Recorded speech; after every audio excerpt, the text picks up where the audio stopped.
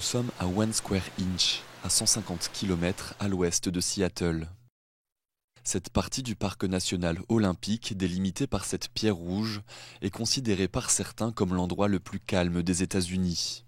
Pour l'écologiste acoustique Gordon Hampton, ce silence vaut de l'or. Il est absolument indispensable que les animaux sauvages puissent écouter, d'abord pour se défendre de l'approche d'un prédateur. La principale source de pollution dans les parcs nationaux et les zones de nature sauvage est la circulation aérienne. Gordon Hampton et d'autres militants ont lancé une initiative de parc tranquille pour protéger ces oiseaux de ceux-là, les growlers. Car juste au nord du parc national, la base navale de Whidbey Island a récemment doublé de taille pour se doter de plus de 100 avions. Pour se rendre compte de la pollution sonore d'une telle base, Rob Smith de l'association en faveur de la préservation des parcs nationaux a comparé le bruit des rues de Seattle à celui causé par le passage d'un avion de chasse. Résultat, entre 70 et 80 décibels pour les deux. Ce que j'ai trouvé, c'est qu'à l'heure de pointe du centre-ville, on est dans la même plage sonore que les survols au-dessus de la forêt de Hoh. Résultat, c'est 8 fois plus bruyant que ce qu'il devrait être là-bas. La marine dit qu'elle comprend les préoccupations des militants et survole le parc à haute altitude chaque fois que c'est possible. Mais il n'est pas question de réduire le nombre de vols d'entraînement. Cela pourrait empêcher des escadrons non préparés de se déployer, ce qui aurait un impact sur les capacités de combat et les troupes sur le terrain. One Square Inch est l'une des 12 zones de silence restantes aux États-Unis. Mais son intégrité est menacée. Gordon Hampton n'a aucun moyen d'imposer un silence absolu dans la zone. Et pour le moment, son combat ne trouve pas écho favorable au niveau politique.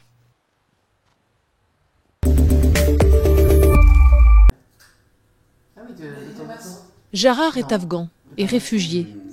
Il a un titre de séjour en France où il vit depuis 5 ans, dont 3 à la rue. Depuis janvier, il loge chez Véronique, en banlieue parisienne. Pour elle, ouvrir sa maison est quelque chose de très simple. Ça m'a paru assez vite évident.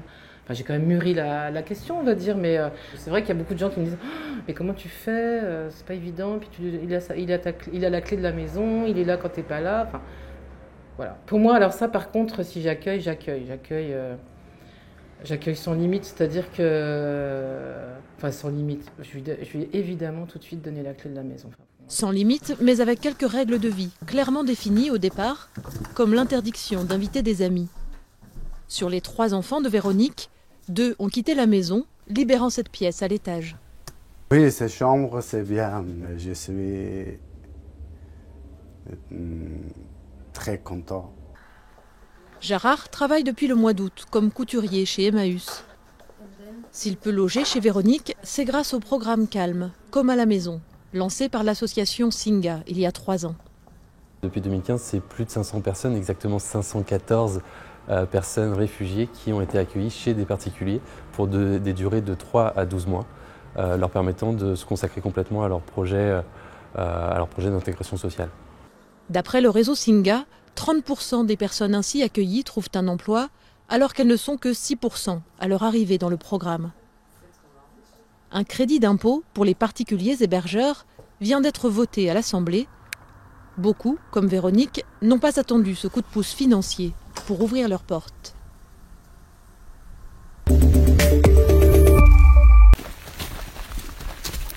Une randonnée d'une demi-heure sous le soleil sud-africain pour un voyage dans le temps vers l'ère Triasique, il y a plus de 200 millions d'années. Non loin de la frontière du Lesotho, cette équipe de l'université de Wits à Johannesburg est sur les traces d'un ancêtre des crocodiles, un spécimen découvert en 2015 par une étudiante du professeur Jonah Chouanière. Elle a trouvé des os qui dépassaient du sol. On a commencé à creuser, on les a ramenés au labo et c'était la hanche d'une espèce qu'on n'avait jamais vue avant. Une nouvelle espèce de l'un des plus anciens parents des crocodiles qui étaient alors les carnivores dominants sur Terre. Imaginez un crocodile croisé avec un lion, un truc très gros, quadrupède avec les pattes droites sous le corps et des mâchoires énormes, un animal vraiment effrayant. Ce crocodile préhistorique, à ne pas confondre avec un dinosaure, n'avait jamais été décrit en Afrique du Sud. ce qui renforce la réputation du pays d'Eldorado de la paléontologie, de quoi motiver la nouvelle génération de scientifiques africains. On a toutes ces choses formidables dans notre pays et on peut les montrer au monde. Et à terme, j'aimerais pouvoir raconter toute l'histoire de l'évolution des crocodiles. Avant ça, les fossiles sont plâtrés pour être transportés, préparés et analysés. Il se passe en général plusieurs années entre les fouilles et une publication scientifique. Une broutille comparée aux millions d'années passées dans le noir, mais un moment inoubliable pour un paléontologue. Ce n'est pas tous les jours qu'on décrit une nouvelle espèce de dinosaure. C'est vraiment l'un des côtés les plus sympas du job. Dire voilà quelque chose que la science ignorait jusqu'à aujourd'hui. Cette nouvelle espèce, c'est ce mastodonte de 12 tonnes, décrit par Chouanière et son équipe dans une publication récente. Grâce à lui, on sait désormais que les sauropodes, qui ont régné sur la Terre pendant 135 millions d'années, ont marché à quatre pattes plus tôt qu'on ne le pensait. Les questions sur les dinosaures et leur disparition sont encore innombrables. Et avec des fossiles sur plus de 2/3 de sa surface, l'Afrique du Sud a de quoi occuper plusieurs générations de ces paléontologues. Pour la Horatiomienne, le nec plus ultra de la plongée se trouve ni au large de la Méditerranée, ni dans un atoll des Caraïbes, mais dans les profondeurs de Budapest. Véritable gruyère, les entrailles de la ville attirent les amateurs de sensations fortes depuis l'ouverture d'un centre de plongée souterraine en 2015.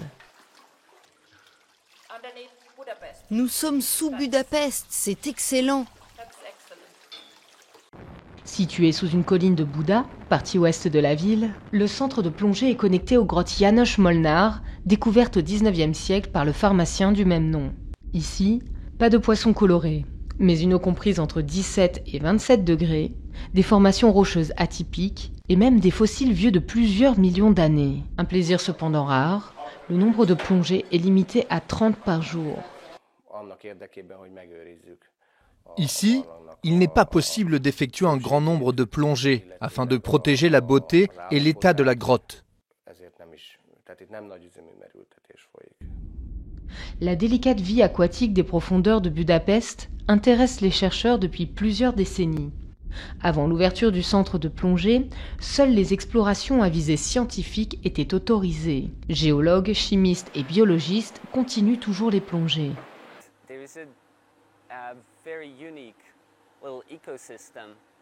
Il existe un écosystème tout à fait unique dans la grotte, adapté à son environnement et qu'on ne retrouve nulle part ailleurs. Il est possible de mieux comprendre l'évolution de la vie par le biais de cet environnement, non seulement sur la Terre, mais aussi dans des conditions extrêmes de notre planète, voire au-delà.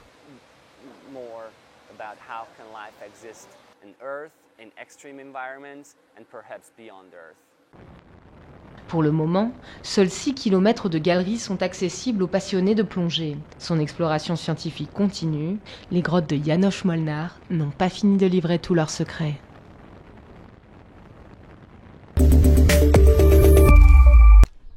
Passé de la médecine traditionnelle africaine à la dernière mode alimentaire occidentale, le fruit du baobab est devenu une source de revenus essentielle à Anna Mouvali. Elle vend ceux tombés dans son jardin dans la province du Limpopo en Afrique du Sud. Ce projet a commencé en 2006 et je ne savais pas que le fruit du baobab pouvait avoir de la valeur. Mais l'argent que j'ai reçu depuis le début m'a beaucoup aidé car j'étais vraiment très pauvre à cette époque. Si le baobab intéresse désormais les consommateurs occidentaux, c'est grâce à ses propriétés nutritives exceptionnelles. Il a beaucoup d'antioxydants, de vitamine C et un bon pourcentage de protéines, des acides aminés comme la tyrosine ou le tryptophane pour l'humeur, et il a aussi des composés anti-inflammatoires. À l'échelle de l'Afrique, les exportations de poudre de baobab sont passées de 50 tonnes en 2013 à 450 tonnes en 2017. Sarah Venter commercialise de la poudre et de l'huile de baobab depuis 12 ans. Elle achète aujourd'hui ses fruits auprès d'un millier de femmes de la région. Nos principaux marchés sont le Royaume-Uni, l'Europe, les États-Unis, le Canada et l'Est est en croissance. Le baobab vit plus d'1 millier d'années et met près de 200 ans à produire ses premiers fruits. Son exploitation est donc aux antipodes de l'agriculture intensive. Les fruits sont récoltés de manière durable. Aucun arbre n'est endommagé, ils sont juste ramassés sous les arbres. Dans une logique de durabilité, l'entrepreneuse a lancé un programme de plantation. Les femmes qui récoltent les fruits se voient aussi confier la protection d'un jeune plant. 1.2 meters. Les arbres ainsi arrivés à maturité donneront des fruits pour le millénaire à venir.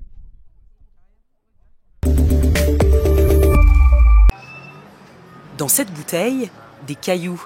Après ses travaux de nettoyage du quartier, André, 80 ans, s'adonne à une vieille passion, le jeu du fanourne. Des cailloux et une aire de jeu tracée à la main, il n'en faut pas plus pour ce jeu de stratégie malgache, vieux d'au moins 7 siècles et encore très populaire dans les rues de la capitale.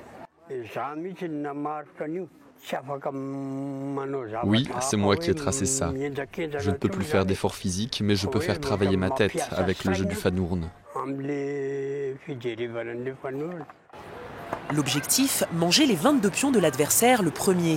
L'une des particularités du jeu, le vaincu peut ressusciter lors d'une deuxième manche, une partie spéciale où le vainqueur doit se laisser faire. Il ne peut commencer à riposter qu'avec ses 5 derniers pions. Un bon exercice pour forger son mental. Le fanourne t'apprend à anticiper, à persévérer. Ça te donne de la force pour affronter la vie. Ça te rend courageux.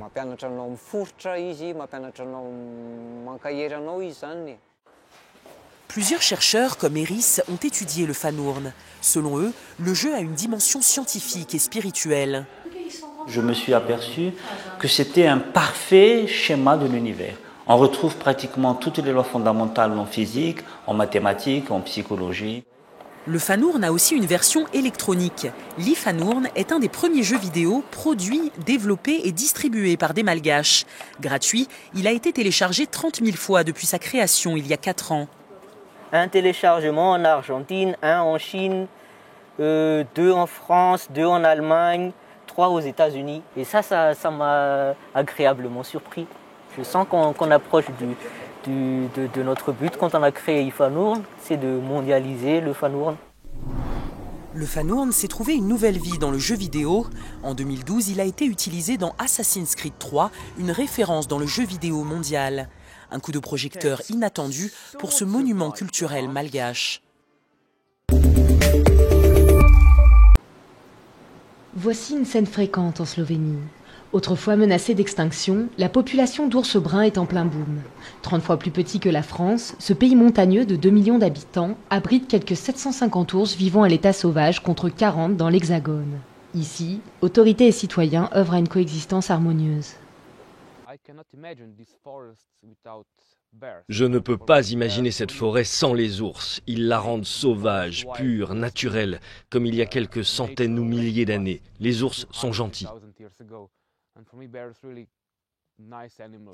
Miha était chasseur, mais s'est vite rendu compte qu'au lieu de tuer les ours, il préférait les observer.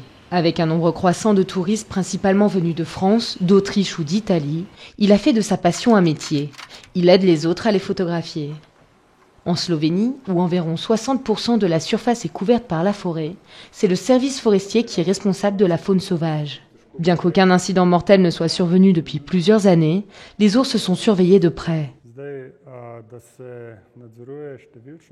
Chaque année, pour garder la population sous contrôle, nous procédons à des abattages. En même temps, pour prévenir les conflits avec les humains, beaucoup d'autres mesures sont mises en place.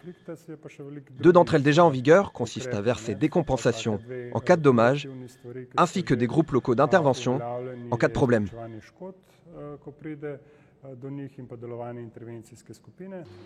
Autre mesure préventive, éliminer toute source de nourriture qui pourrait attirer les ours à proximité de l'homme. À Banja Luka, une 50aine de kilomètres de là, des conteneurs protègent les poubelles. Les conteneurs sont utiles. Utiles parce que les ours ne peuvent pas les ouvrir. Ils ne peuvent pas les retourner sur les côtés ni les fouiller pour y trouver de la nourriture. Cette année, les autorités slovènes proposent l'abattage de quelques 200 ours. Ce chiffre sera débattu publiquement jusqu'à la fin du mois, avant que le quota ne soit officiellement fixé.